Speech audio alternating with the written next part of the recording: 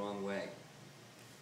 So instead of getting, as a result of the yajna, one who would kill Indra, who would be Indra's enemy, he created a demon that would be killed by Indra. Instead of saying Shatro, he said Shatroho. Instead of saying Shatroho, he said Shatro. He got the opposite. One syllable.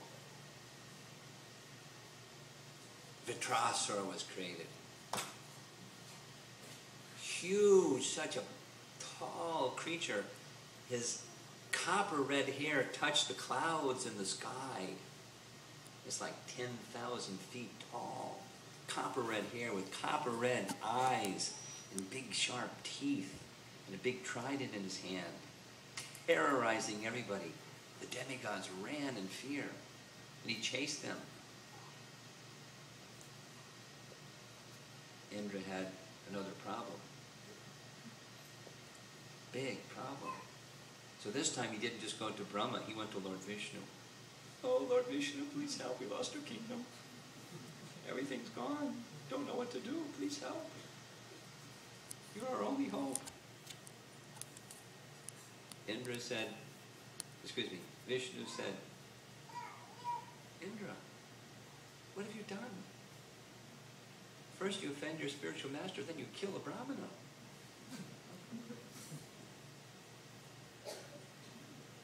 Indra, please. You're my devotee. You can't behave like this. This is very wrong. But you come to me, I'm your shelter. I'll offer you some remedy.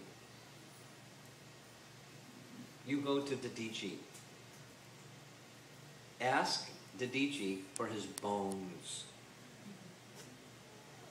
And when Dadichi gives you his bones, you take those bones and take the bones to Vishvakarma. And Vishvakarma will fashion with those bones a thunderbolt with which you can defeat Vitrasura. So go. So Indra with the demigods, they went to Dadichi and, oh Dadichi, kindly render some service. We're pleading of you for some service. He didn't say what. Expecting that he would say, of course, what service would you like? But Dadichi knew what he came for. So Dadichi said, before Indra asked for anything, said, Indra, don't you know that the nearest and dearest and most important thing to everyone is their dear life?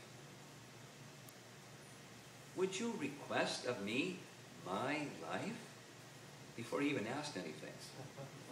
The answer was like, no. So Indra spoke like Krishna said. Krishna said, everyone knows that great saintly persons, they simply live for the service for others. That's their life.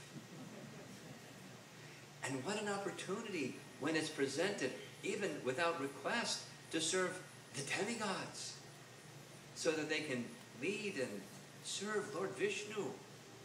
In fact, Lord Vishnu has sent me here to you to please ask you for your bones.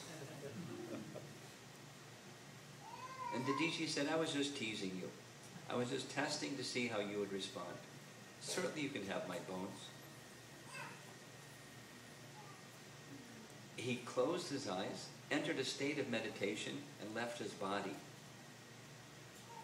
so that his body could be used in service to the demigods according to the indication of Lord Vishnu. Now back to Vrindavan. Krishna is honoring that trees, not just trees in Vrindavan, but trees, they just serve others. I'll read Krishna's words again. Just see how these trees are maintaining every living entity. Their birth is successful. Their behavior is just like that of great personalities. For anyone who asks anything from a tree never goes away disappointed. Of course, one can only give what one has, and trees can only give what they have.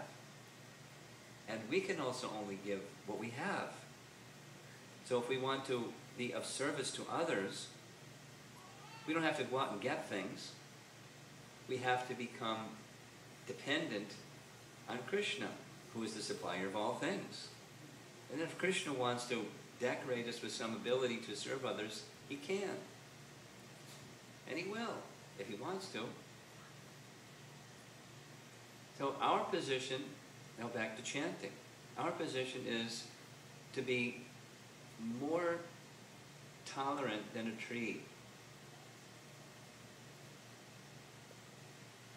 Now, how can you do that? I'll give the problem and then the solution. The problem goes like this.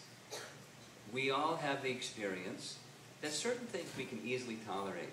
They really just don't affect us at all. And there's other things that kind of irritate. And there's some things that really aggravate.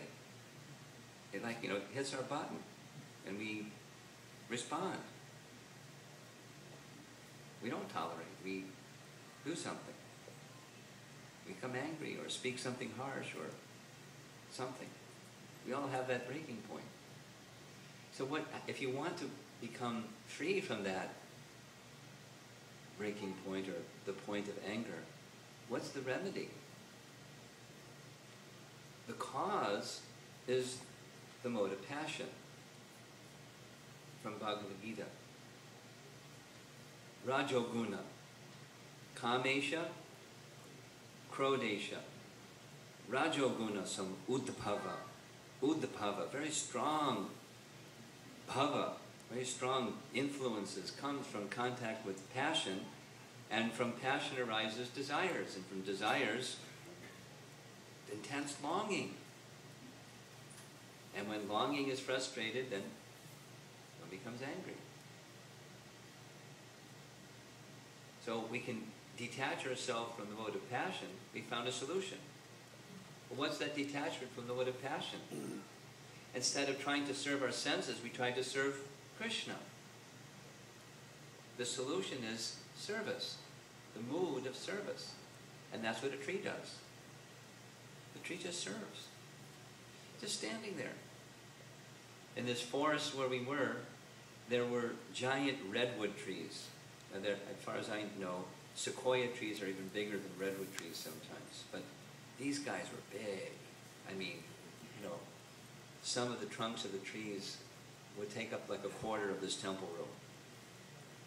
They were big trees. And they've been standing there for a long time.